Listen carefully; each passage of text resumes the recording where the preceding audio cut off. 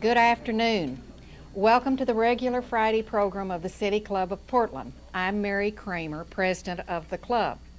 As is our tradition, we will introduce our new members first. I'll ask for each of them to stand as I call their names, and I'll ask you to hold your applause until all have been introduced.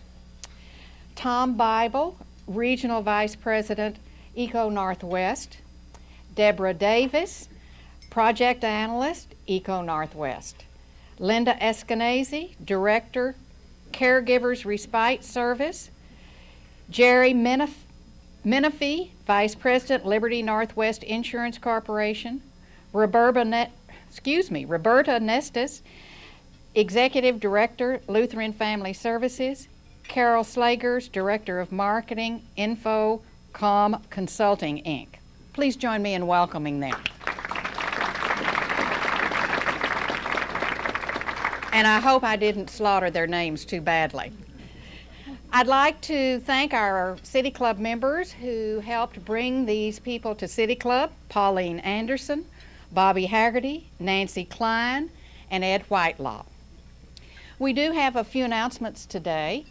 First of all, I would like to wish everyone a happy Thanksgiving. We will have no program next week. 2 weeks from today, though, we will be in the Benson Hotel, Mayfair Room, with Don Frisbee, who has been the chair of the Governor's Commission on Higher Education in the Portland metropolitan area.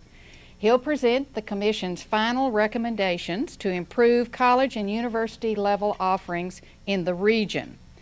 There are 4 major recommendations that stress cooperation and shared resources, and Portland State University is given a distinctive mission as an urban grant university.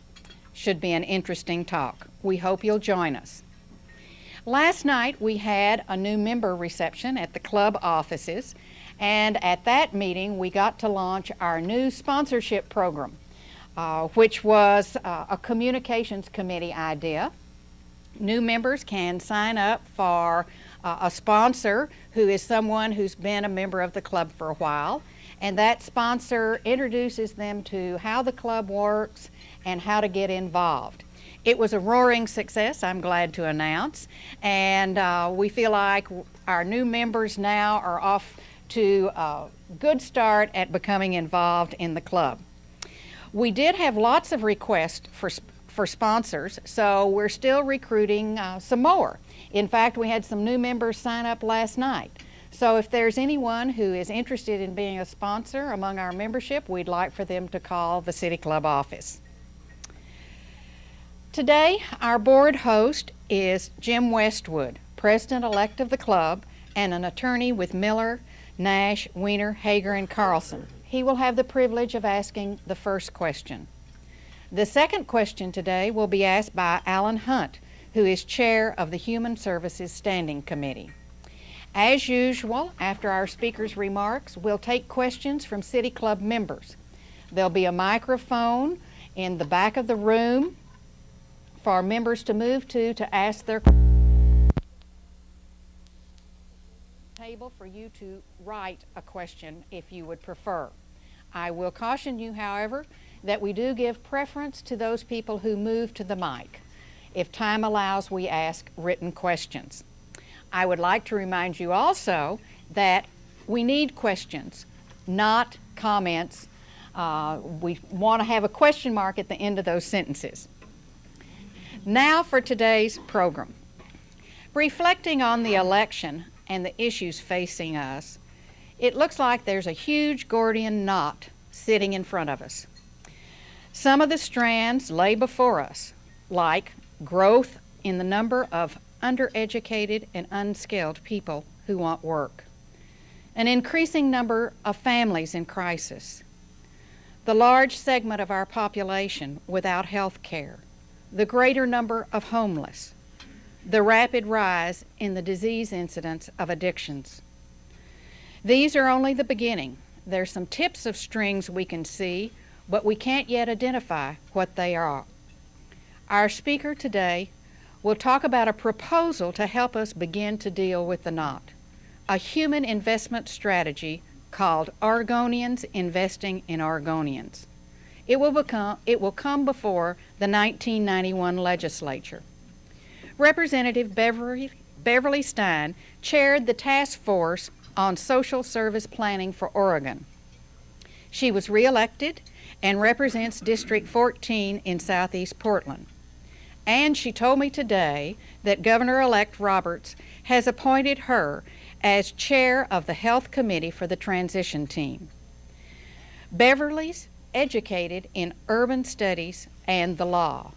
She's worked as a Portland City Commissioner's aide, as a legal aid and small business attorney, and as a facilitator and strategic planner.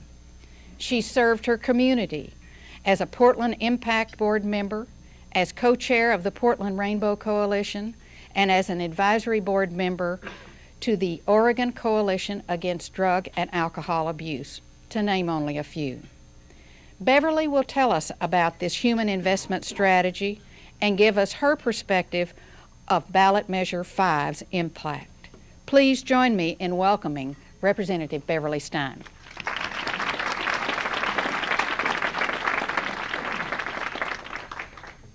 Thank you very much, Mary.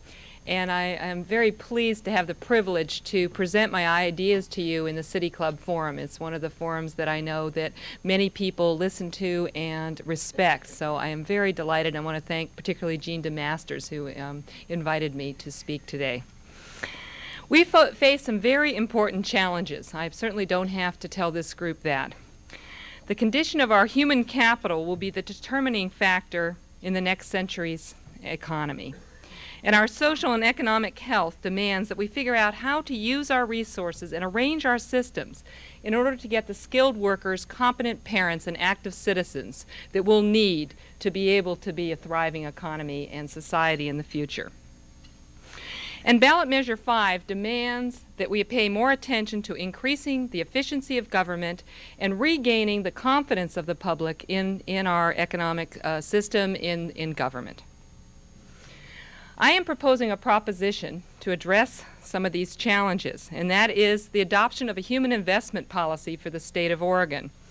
So be as one way to effectively use our resources, build the confidence of the public in the government sector, and to benefit the entire society. What I'm proposing really, although it has programs attached to it and will have an impact on how we deliver services, fundamentally what I'm talking about is a change in thinking. I think we need to fundamentally change the way we think about our social services, education, and economic development systems. A human investment policy is based on the assumption that every citizen is potentially a valuable contributor to society, that welfare mothers and unemployed timber workers are undeveloped resources and not burdens on our society. Heretofore, our social policy and our economic policies have been thought of in very separate streams. In the New Deal, when we really the social policies of our country were really shaped during the New Deal, they were certainly very important advances, but they were based on the concept that as long as you don't go to school or work or start a business, then we'll take care of you. And until welfare reform, which is a very recent initiative of the last year, the basic concept of welfare was to penalize effort, not to reward indolence. At the same time, our economic policies at that time and up till fairly recently were really of the smokestack chasing variety, where we would say, let's change our tax structure, let's manipulate our environmental regulations in order to attract businesses to Oregon. Now, in the 70s and 80s, we've gone beyond both of these concepts, and I think to our credit. However, we still look at people on welfare in terms of their deficit, not their capacity. We think of them as needy people that we need to take care of. And we separate them from the needs of the mainstream economy. We have emphasized more, we've gotten away from smokestack chasing, and we have emphasized investment of capital and technical assistance in business as our economic development strategy. Primarily capital for building up business, not investing in the workers. Now, we've learned a great deal, I think, from the experiments that we've been doing and the social and economic policies that we have pursued during the last years. However, the scale has not been sufficient, and I don't think we have fully comprehended that at this point in history, our social and economic policies are really two sides of the same coin. And until we fully comprehend and act on that philosophy, we will not be able to address the significant challenges and problems that we will in the next few years. So what is a human investment policy? I like to contrast investment policy to spending. When I, as a legislator and as a social services advocate, when I talk to other legislators about additional funding for social services, which I am wont to do on too frequent occasion, I'm afraid, I get this glazed look, and I know exactly what is going on in the minds of this fellow legislator, and it is, oh no, the bottomless pit. Here we go, putting more money into the bottomless pit. I call it bottomless pitism. And it's based on the idea of we just spend money, we just keep spending and spending, and we keep people alive, barely mostly, but we really don't invest in people. Investment means, just as in the stock market, you take some risk, you put something in, and you expect to get X plus Y at the end. Without an investment, there's no return. And what I'm talking about is looking at investing deeply in people and expecting a return on our human investment. We have a historical precedence for this way of operating, and I think the most significant is probably the GI Bill. After the men and a few women came back from World War II, my father is one, where we invested in the GI Bill in giving these people an education. And now research has shown that for every dollar put into the GI Bill, we are gaining $5 to $12. Another good example is the Head Start program. At a time of many federal cutbacks, the Head Start program has been able to gain funding and increase its ability to serve young children. And I think this is primarily because there were longitudinal studies done that showed if you invest $1, you get $3 back. We know if you invest $1 in remedial education, you get $6. That's the way we need to be thinking about our social services programs. So let me now describe some characteristics of a human investment strategy. A human investment strategy essentially merges economic, education, and social policies and tries to look at them in a holistic fashion. One important characteristic of a human investment strategy is the focus on assets. Now, I think many of you know that or certainly agree with me when I say that there's nothing fundamentally wrong with people who are poor. They just don't have any money. If a poor person loses their job or gets divorced or has a health crisis, within a few weeks they can be out of money and they become homeless. They can't pay the rent. If you're middle class, the same misfortunes can come upon you. You could lose your job, or you could get sick or get divorced. But if you're middle class, you have something to fall back on. You have, perhaps you can do a second mortgage on your house. You have a bank account. You have some friends you could borrow from. Unfortunately, a great number of people in our society do not have excuse me, I've lost my place here. I have a great fact here. There it is. Unfortunately, most people do not have the assets. 1/3 of households have no real assets to invest or to use as a cushion. So what we have is a significant number of people in our society are on the edge. Yet our welfare policy has been based on, we got to push you all the way over the edge, fall into poverty, then we'll start digging you out. And we have to dig you out, we have to repair your self-esteem, we have to get you a house back instead of keep you in the house you had, etc. A second characteristic of a human investment strategy is that it's based on the concept that clients or customers of the system have some intelligence and the ability to make choices. It recognizes that people have capacities and not just deficits, that we focus on their capacity and their ability to make good choices for their own lives. It also it recognizes that workers who provide services also need to be empowered. Another definition of the word investment is to endow with authority or to endow with power. So the concept of a human investment strategy embodies both of those concepts, both in investing, where if there's no investment, there's no return, and also to endow with power, both the people who deliver services and the people who receive them. Another aspect of the human investment strategy is that it's organized like a market, that there's competition for quality, that there's entrepreneurship. And when I talk about entrepreneurship, I don't talk about going out and making as much money as you can. I think the fundamental meaning in entrepreneurship is the ability and the freedom to be able to add value, to be effective, to move resources around in order to make something happen.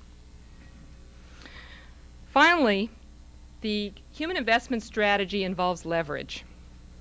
The public sector cannot do it alone.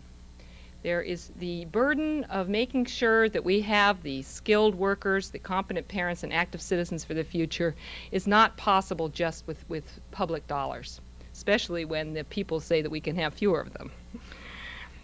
So we need to work in partnership. We need private investment. We need community investment. We need to have intermediaries between the individual and the broader society, like community development corporations that can develop housing, child care centers, health clinics. And we need individual co-investment. Part of the concept of a human investment strategy and the acknowledgement that people have the capacity to make choices in their lives is also that they have the responsibility to co-invest to the extent that they can. Now, one idea that embodies the concepts of assets, leverage, community investment, and choice by clients is a proposal for an individual development account. And we have a very unique opportunity coming up in Oregon, and that is that the Corporation for Enterprise Development, which is a national think tank of social and economic policy experts funded by labor unions, corporations, and foundations, has chosen Oregon as one of 3 states to do a demonstration for a national human investment strategy. And one of the ideas that they want to pursue in our state is an individual development account. An individual development account is like an IRA. What it would be used for, though, is for getting a higher education, starting a business, buying your first home, getting job retraining. And it would be tax sheltered, and anybody could start one.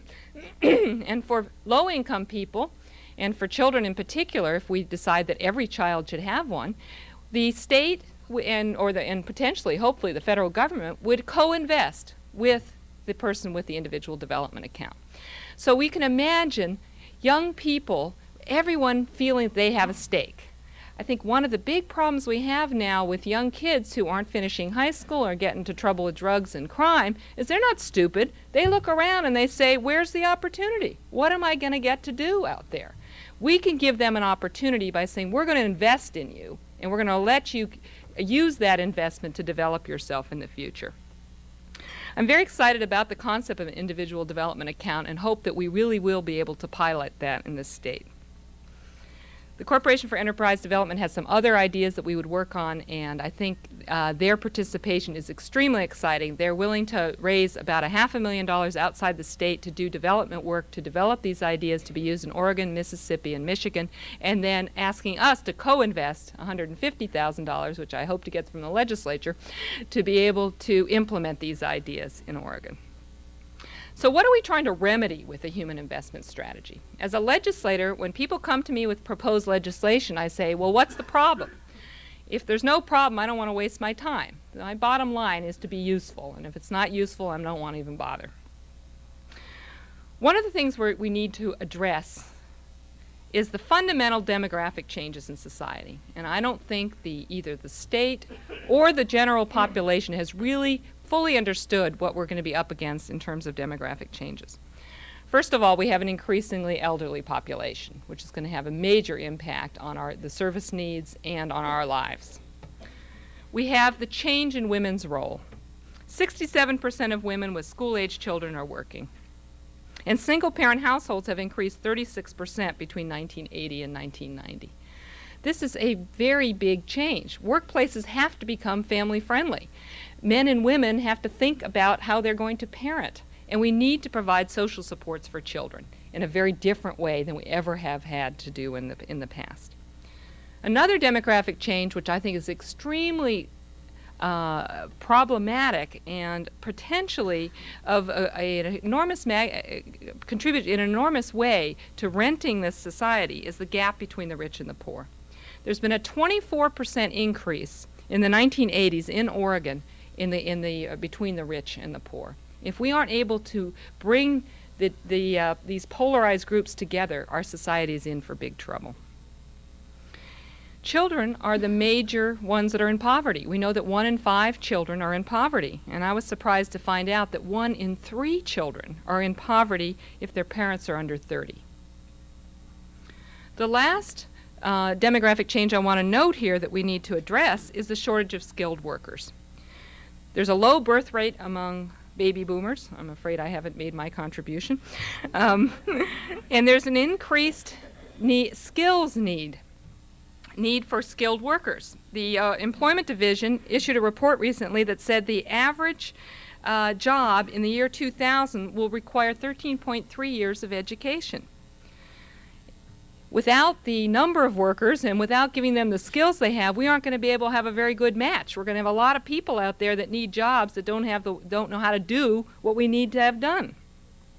And we're failing to invest in training. There was an article in the Oregonian this morning that mentioned that the American Society for Training Development has figured that 42% of the workforce will need retraining over the next decade. That's a lot of people. Now, those demographic changes that we must address are combined with changes in business. What we are finding from those who are studying business is we know that the businesses which will be the most successful in the Pacific economy and in the international market and in our state will be the ones that emphasize human skills. They will be based on innovation, businesses which compete with their heads. We know this is a trend. 75% of the GMP growth between 1929 and 1982 was due to the added value of skills, knowledge, and utilization of the workforce. And this is a trend that is increasing, not decreasing. There's new thinking about business in terms of how it's structured. In the paper this morning also, there was a description of the new economy and new businesses as organizations will operate as flexible networks of information instead of rigid pyramids of power. A really fundamentally different way of doing business. So those are the challenges that we must address. Now, as a strategic planner, one of the things I do first is to say, what is the truth about where we are right now? And I want to honestly tell you where I think we are in terms of our social service programs in particular, because that's the area I've had the most experience in. First of all, we've had an incremental development of government programs. It's like a house where you add on additions. It's no one's fault, but the fact of the matter is we started with something, and now what we've basically done is just add on to it. It's gotten larger and larger. This particular problem has been exacerbated during the last few years because the federal government has in large part abdicated its responsibility for social programs, and the state has had to pick up the slack. And in picking up the slack, we slap together as much as we can, but it really doesn't work as a whole.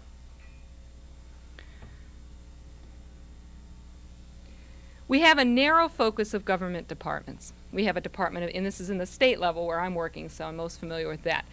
The Department of Economic Development is here. The Department of Education is here. The Department of Human Resources is here. There's definitely attempts, and more than ever I've seen attempts at cooperation and linkage, but fundamentally people still think in these parallel lines and don't think in a holistic fashion. There's a lack of use of up-to-date management techniques and an underinvestment in training. We know that the most advanced thinking about businesses and about how to have effective organizations involves having a lot of training at all levels and encouraging risk-taking and innovation. And the last truth that I would like to reflect on is that we have emphasized taking care of the needy, which I think there are people certainly that we have a moral obligation to help, people who aren't able to care for themselves either because of the disability or their age, but most people, and we have to look at most people out there as potentially valuable contributors and not needy people.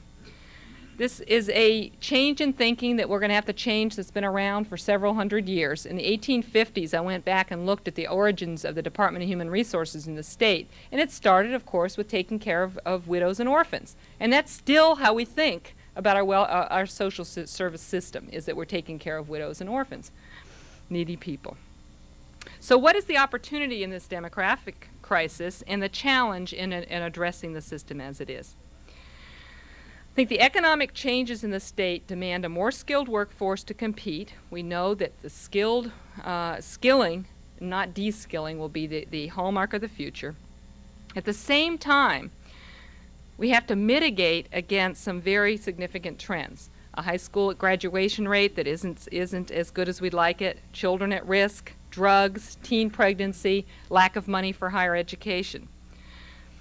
However, I think the government must and can act in a smart manner and respond to these trends in the future. I am a believer in government. I believe that government can respond effectively and efficiently and meet these challenges if it works in partnership with the broader community and with the business community. The Human Investment Strategy proposes bringing our economic development, education, community development, and social services systems and institutions together and focus them so that they can meet our need for healthy, wealthy, and wise Oregonians. Now, I think that the vision that I proposed is a compelling one, and perhaps you do too. I hope you do. However, I know that good ideas are a dime a dozen, and believe me, I have a zillion good ideas. I'm a great one at dreaming up good ideas.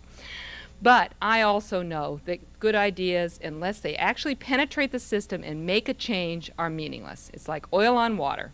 And I'm not interested in wasting my time on just projecting out good ideas. So I've spent quite a bit of time with my task force in developing a way to implement the Human Investment Strategy, and I'd like to describe that. First of all, we need to build on the work of the Oregon Progress Board. The Oregon Progress Board was created during the last legislative session to implement the Oregon Shines, which is our strategic plan for the economy. And one of the main elements of the strategic plan for the economy is that we should have an exceptional workforce in the future. We are doing something in the state that no other state is doing, and that is, in order to implement our strategy in the Oregon Shines, is that we are setting 20-year benchmarks. We're saying we are going to put on paper where we expect to be in 20 years. How many people are going to be literate? How many kids are going to be ready for school? How many job training programs are we going to have? How healthy are Oregonians going to be? And we're working right now to figure out what those percentages are. I would like for the Human Investment Strategy to be adopted by the state, by the Progress Board, by the legislature, whoever I can get to adopt it, to be the overriding strategy for implementing that part of the strategic plan for our economy to create an exceptional workforce. And I've made quite a bit of progress on that. A number of the members of the Progress Board are quite enthusiastic about this concept. So that's the policy end, setting the strategy. A citizen board, the Oregon Progress Board is 9 citizens headed by the governor, would set the overall policy. Now we also need a mechanism for changing state government. And what I am proposing for that is the creation of a cabinet for human investment. The cabinet is a management team which includes the governor as its head and the head of the Department of Human Resources, superintendent of education, head of the Department of Economic Development, head of community colleges, and head of higher education, head of housing agency. This management team would be the catalyst for implementing the human investment policies by assuring that the efforts of all these departments are focused in meeting the human investment policy. The cabinet would be assisted by planner groups that would be made of local people and state people, both agency people and citizens, to develop action plans to do what I call cut the Gordian knots, cut the red tape, and go for what is really getting in the way of implementing a human investment strategy. This concept of cutting the Gordian knot, and I should say that cutting a Gordian knot is in the dictionary says is to act quickly and decisively in a difficult situation and to solve a problem boldly. And I'm suggesting that this cabinet pick no more than 5 Gordian knots and work to really resolve those and take action that's really significant. A Gordian knot is something that cuts across departments. If you can do it in your own department, you should just do it. It has to be a hot issue that no one wants to handle. It usually has to do with turf. And if you unlock it and you can really do something with it, it has significant effect on the system. Now, I've already seen this in action and how this can already work in some sense. I've been talking about this idea all over the state. I've talked to thousands of people about this, and various people who work in different issue areas come up to me. And what they're doing now is they're saying, I've got a Gordian knot. Do you think it's bad enough for the cabinet to take on? So instead of people sweeping their problems under the rug, they're bringing out their problems and saying, do you think we could get the attention of this high-level body? I say, I don't know. You'll have to compete. I don't know. How bad is it? So I'm already seeing the impact, and it's very exciting. So the cabinet would be the brave, courageous, and bold body that would tackle those issues. Another way we need to address implementing a human investment strategy is changing government culture. And this gets back to the training that I talked about before. I've been reading Tom Peters' book, Thriving on Chaos. It talks about a customer-oriented system as being the kind of systems that will thrive in the future. That there's an emphasis on quality, that there's empowerment of workers, that leadership is brought lower, and that there's an encouragement of innovation and risk-taking. We need to incorporate that kind of thinking in the public sector. We need to empower our workers. We need to focus on our clients. We need to focus on quality. The last piece in terms of implementing a human investment strategy that I want to talk about is a concept, what I call partners for human investment. And my latest thinking on this is that I'd like to see the governor appoint a board of activists who would be the board of the Partners for Human Investment. The partners' job would be to go into local communities and be the missionaries, to be the cheerleaders and the champions for this idea. The magnitude of the attitudinal and government change that is required to truly implement a human investment strategy means that everyone must get involved. All of you have to become missionaries. People all over the state need to become missionaries. And that's why I've been willing to go around the state and talk to everyone. And I'm very pleased that Governor-elect Barbara Roberts, it's very nice to say that, frankly, will be a cheerleader. And I hope she'll be the head cheerleader for this. She has adopted the human investment strategy in her thinking. So the Partners for Human Investment would mobilize community resources, would initiate partnerships, and would work with the Corporation for Enterprise Development in making Oregon the demonstration state for a national human investment policy. Now, to sum up, what I think we need, first of all, is vision. If you don't know where you're going, any road is going to take you there. The human investment policy I offer as a vision for what is possible, building on the Oregon Progress Board and Oregon Shines. We need a system, a strategic system, to implement a human investment policy, and it must be a system that is reiterative, that allows us to flexibly respond to change. The cabinet and the use of the concept of Gordian knots to be taken up every 2 years is that kind of flexible system. And we need leadership at all levels, at the public and private sectors, with a commitment to implementing this vision. And the Partners for Human Investment I offer as the champions for that campaign. And I hope that Governor Roberts will pursue this. Although I must say that this whole agenda that I am describing, I have kept it very nonpartisan in my work in the legislature, and I have a great deal of support from both Republicans and Democrats, and expect to be able to pursue this irrespective of party membership.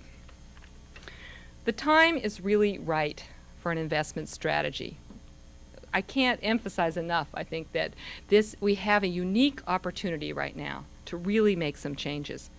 There's an emphasis now, everybody is talking about the workforce, the need, the lack of skilled workers, the importance to the business community of having skilled workers. And it means that we're all focused together now in recognizing that we can't give up on at-risk kids, and that we can't give up on recovering alcoholics. We can't give up on disabled people. We can't give up on poor people. We can recognize and we can work together to see these people as a resource. The time is right, too, because of ballot measure 5. People, I think, when they voted for ballot measure 5, there were many reasons, but one of the reasons is they want us to use our resources effectively and efficiently. And they want us to change the way we do business. Ballot Measure 5 can be an opportunity for us to change our thinking and to sell the concept to people of investment, of not just spending our money. We're going to be smart about how we use our money. We're going to get a return on our human investment. And we have Governor Barbara Roberts, who's leading the state now and is the kind of person who has the inspiration and the ability to translate this vision in many ways throughout the state, which is the way it's going to have to be. Now, in case you haven't picked this up, I'm optimistic. In fact, I believe I was born with a gene for optimism. And I talked to my mother recently, and she said, yes, in fact, it's genetic. And she's a scientist, so I believe her. As we approach the 21st century, we face many challenges, but I believe we can meet them. In fact, we have no choice but to try to meet them. I hope you'll join me as a partner in human investment to form a movement of caring people who want to have a thriving economy, but are not willing to leave anyone behind. Thank you very much for your time.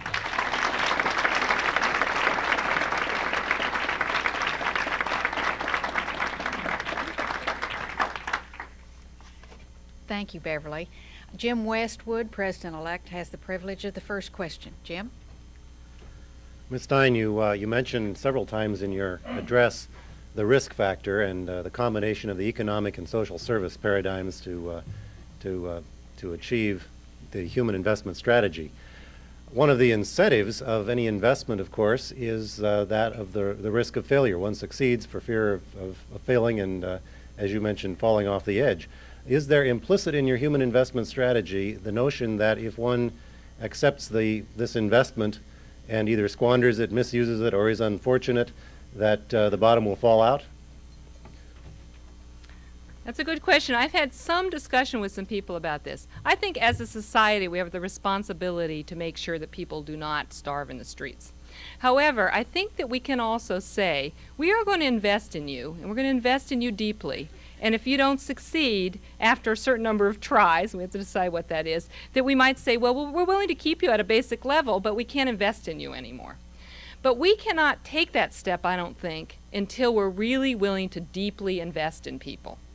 We don't do that. We haven't even seen what it looks like to deeply invest. But once I see that the society is willing to deeply invest, then I'm willing to say to people, we're investing in you deeply, and if you can't make it after a certain number of times, then perhaps, at least for some amount of time, you have to go on maintenance.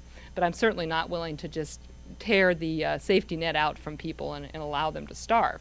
But I am willing to have different levels. Alan Hunt, Chair of the Human Services Committee for our City Club, has the privilege of the second question. Alan? Thank you. Bev, sometimes it helps me to be a little more concrete, and I wonder if I could ask you to speculate and take, for instance, a 17-year-old girl who is a teen mom, didn't finish high school, make her whatever race or ethnicity. How might her life be different with your strategy implemented from what we have now? Well, if we had implemented the strategy 17 years ago, then at this point, hopefully, she would have an account build up that would allow her to get the job training or the education she needed to be a successful member of society. In terms of at this point in history, we don't have those accounts set up.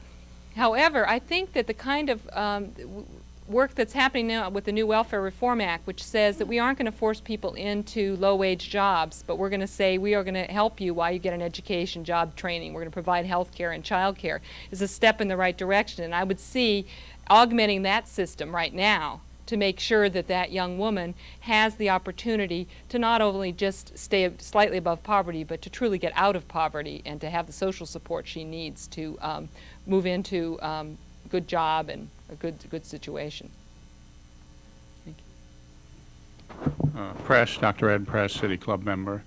I was very intrigued by your individual development account comment. That is, you said it was a little bit like an IRA, but could you enlarge on that a little bit? Is it an IRA is a tax-exempt type of thing? Is that what you have in mind, or do you have a low-interest loan or a subsidy, or is it purely tax-exempt?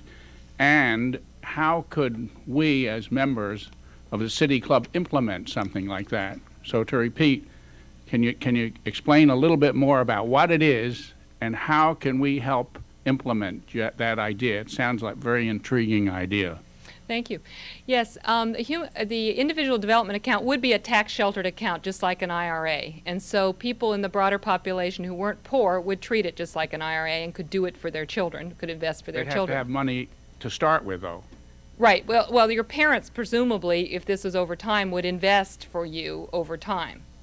And if you were poor, we would have a system of co-investment where we might match you 5 to 1 or 2 to 1 or 10 to 1. Now, the way that people could actually help, and let me make an analogy of what an individual development account is to another program that you may be familiar with, and that's the I Have a Dream Foundation. Many of you know about the I Have a Dream Foundation, which was someone, I believe, in the East Coast. We have one locally. I know I spoke to Ken Lewis about it recently. Where some business people said to some young kids who were in school, if you'll graduate from high school, we'll pay for you to go to college. And they had a phenomenal rate of high school graduation. This is the same idea. If we got the individual development account idea going, what we could have is people in the broader community who have more resources or businesses could help other people with their individual development account. So perhaps a group of people would adopt a class of school children and say, we're going to invest in your individual development account, and we're going to allow you to build that account up so that when you become 18 or whatever, you can use it to really invest in yourself. So it would be sort of a loan to somebody so they could get a nursing degree or engineering degree or something of that sort? It could be a loan, but the way it's the design that I have been reading about would be more of an account that wouldn't be a loan. It would Subsidy? be like a subsidy, yes. Yes. Or it'd be parents' transfer, really, of assets before they die. It would be a transfer in a sense. And for the City Club to participate, they would have to get, what, a referendum? Or, I mean, Well, what could the City Club member do? Right. Well, at this point, I think working with the Corporation for Enterprise Development, this will probably not happen for another year or two, where we'll set it up through the state and provide a way for both private citizens and the state to invest in individual development accounts. One opportunity we have is, I believe, in the spring, Michael Sheridan, who is a professor at Washington University at St. Louis, is the one who's developed this idea, and I believe the National Association for Social Workers is bringing him out to speak. And I will be meeting with him, and will certainly make him available to the media, et cetera, to talk about he's worked out the details. I haven't worked out the details. Thank you. Stay tuned. Hi, Jeannie Dodson-Edgars, City Club member. I'll start with statistics. 20% of Oregon high school students graduate and go to college. The average age of a journeyman skill level in Europe is 21 years old. The average age for journeyman skill level in the United States is 30. We are all sitting here, and probably the majority of us have a college degree. Bev, there is a movement to diversify our educational process, and that's emphasizing and recognizing vocational education as just as valued as college-bound. Could you comment on that, please? Yeah, this has come up several times when I've talked about this. Mary Wendy Roberts is continually alerted to me to this issue. I think it's a very important one, and that's one of the reasons I think the individual development account should also be able to be used for job training. So you could use that to do your apprenticeship program or whatever. I think that you're absolutely right. We have to increase and recognize the importance of training that's outside the college education and make it equally as valuable as other kinds of training. There are some proposals that I've heard of where young people would have the same education up to age 16, and then there would be a variety of different pathways you could take that would be equally valuable. Certainly that kind of thinking is part of a human investment strategy of giving people choices to be able to actualize their full potential in the way that's most appropriate for them. Thank you. Charlotte Schwartz, City Club member. First of all, Bev, I want to compliment you on your program. I think it's exciting, and most importantly, I think it's very much needed. But I do have a question. And the question is, a part of your human investment strategy involves telling the truth about where we are now. What incentives will there be for improving the coordination and eliminating duplication and, in fact, reducing inefficiency? What incentives? Well, I think this is part of what I was talking about, the change in culture in government, that it's very important that we figure out how we can empower workers so that they want to do a good job. When you put boxes around people, then they just do the job at the minimum level. What I'm hoping is we can free up the talents and intelligent experience of line workers when we begin to give them more power to actually implement the programs that they're responsible for. So that's one way. Another thing that I'm interested in exploring is productivity and looking for ways of rewarding productivity on the part of state workers. There are some programs already being done along those lines in the highway division. I haven't quite figured out how you do that in the social services world, but that's some other areas that we should certainly investigate. Thank you. Paul Parker, City Club member. You've made a proposal which is very intriguing, but it's going to be alongside a number of other task forces, strategic plans, councils that are already in existence. For instance, the Portland Future Focus yesterday published its 6 priorities that it's finally selected. I was depressed myself to learn that housing is ranked a lowly 15th. And therefore will not be really on the slate for consideration. You also mentioned that you hope your program will be overriding. Do you see a way to mesh in with, for instance, Portland's Future Focus and other such entities, or do you hope to override them? And could you also comment on their decision to place housing at 15th? Yeah, I'm on the policy committee of the Portland Future Focus, so I'm familiar with what you're talking about. Certainly that's a city level, and what I'm talking about is at the state level. The way I would see them connecting would be through the Partners for Human Investment. I think that people who are working on sort of that effort, which isn't fully thought out yet, that they would interface with people on the local level to figure out how we can advance a human investment strategy at the local level. And I would hope that that would get incorporated into some of the thinking that's done on Portland Future Focus. In terms of housing, I have suggested that the head of the housing agency be on the Cabinet for Human Investment because I feel that housing is an important aspect of that whole complex of issues that I'm talking about. In terms of the Portland Future Focus ranking of housing, I know in the small group that I was in yesterday, when we were asked to look at 12 issues and choose 6, that we looked to pick one that had an opportunity to bring housing into it, and it had to do with quality of life. And so I think there's a wide support among a lot of people there to address housing as one of the issues underneath one of those larger issues or larger issues that have been addressed. Thank you. And just because the Portland Future Focus hasn't adopted doesn't mean people aren't going to work on housing. I mean, that can still go on. Peter Erickson, City Club member. I was wondering, how would this stack up against the growing interest in environment on the part of the large numbers of people?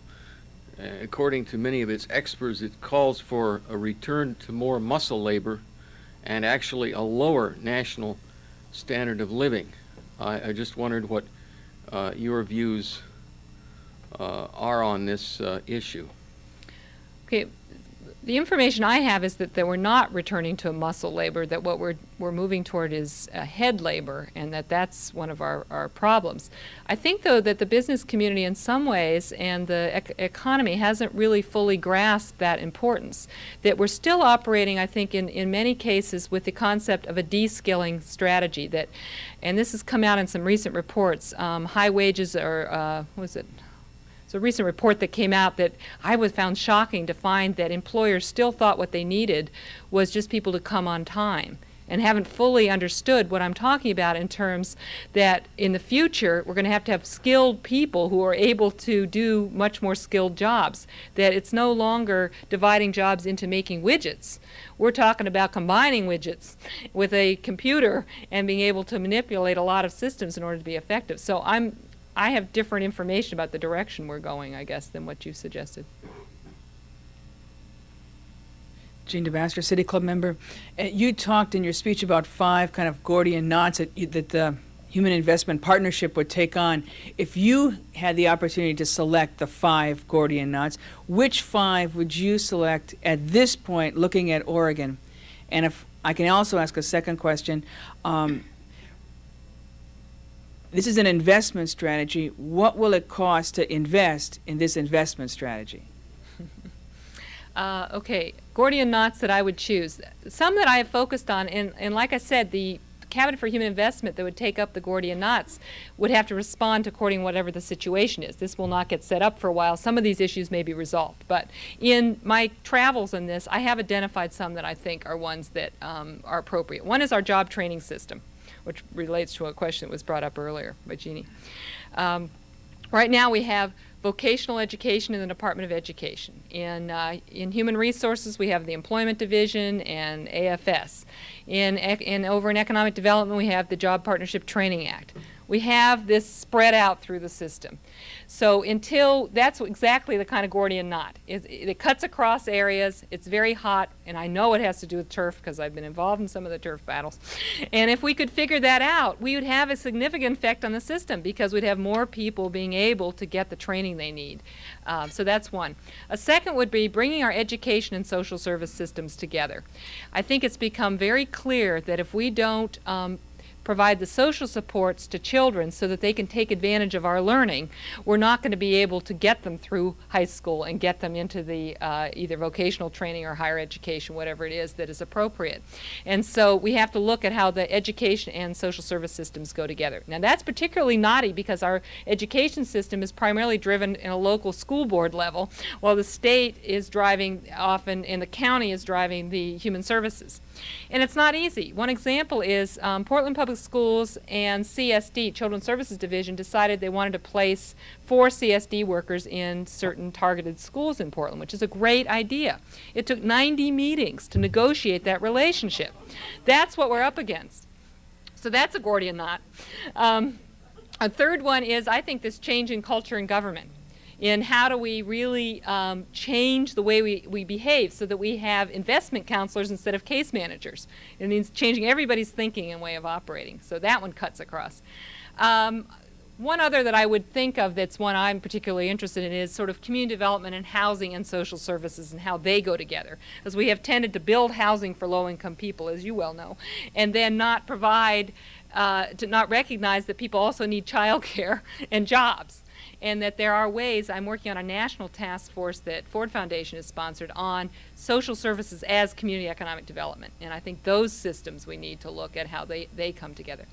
In terms of money, certainly part of what we have to look to, again, is the public-private partnership, that we're going to have to ask people to co-invest and ask the business community to invest to help us do this. Also, if we work with the Corporation for Enterprise Development, one of the commitments they want us to make is to redirect 1% of our social services funds into the human investment strategy, which means taking it out of something else and figuring out where we aren't using our money, where we're just spending and not investing, and moving it. Now that's going to be difficult, but with ballot measure 5 it'll actually be easier probably. It's an opportunity. So we're going to have to do those cuts anyway.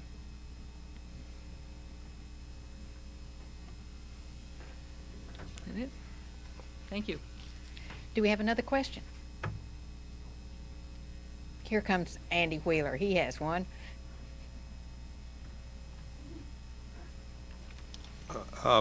Oregon is well known for its land use planning, and I kind of make a comparison of the human resource to the physical resource. And I wonder if you see any kind of a parallel. In other words, you're asking for a performance in the land use plan from the communities or the governments, and that is something that the state requests. The model of sort of land use planning and some other things we have where we set on the state level broad policies and goals and then ask local communities to figure out how to do it is a model that I've thought of that might be appropriate for how we deliver a holistic human services, education, economic development package at the local level. But it isn't fully fleshed out, but that could provide us one of the models for how we get local action with state standards. Another example is the Children and Youth Services Commission, where we say this is what we want you to plan for kids 0 to 18, and then we'll give you some money, the Great Start money and some other money, and you figure out how to do it. I didn't bring in land use planning into this mega plan. I was already advised I was a little overextended in taking over half the government and looking at this. Mary McCarthy. A yes vote on Measure 5 is now a reality. What impact will Measure 5 have on both the need for a human investment strategy and the actual human investment strategy itself? I think it makes it more compelling than ever. Because as I said, I think the only way, I think we're going to have to seek additional revenue in order to backfill the property tax loss. However, I'm really not sure we can get that by until, and maybe we shouldn't be able to get that by until we're able to convince people that we know how to use the money we've got effectively and efficiently. And I think the human investment strategy is a wonderful vehicle to talk to people about what's the best way to use our resources, and that the state is committed to using their resources in the way that gets the biggest bang for the buck. So I hope that it's going to help us with the human investments, with addressing ballot measure 5. And also, a lot of us are feeling kind of hopeless after ballot measure 5. It feels like, oh, now how are we going to do? I'm hoping that the concept of a human investment strategy and having some optimism will help people carry this into the idea of an opportunity. We have to look at it as an opportunity. It's our only choice as far as I'm concerned. In terms of the resources, it may mean we have a more, like I said, it may accelerate the human investment strategy in that there's going to be some need to make some cutbacks anyway. I would rather not to see like across-the-board cuts that are sort of blind to the effects. And I'd like to use the human investment analysis and the return on human investment concept. And that's another thing the Corporation for Enterprise Development wants to help us do, is develop a policy-making tool to analyze what the return on human investment is, and use that to figure out where we should be taking money away and where we need to keep money. It also will probably slow down everything because the legislature will be probably locked into trying to figure out what to do for a long time. So I'm hoping that some of my ideas that I'm suggesting will just start to be worked out through the general community and through Governor Roberts' administration. Please join me in thanking Representative Stein. We are adjourned.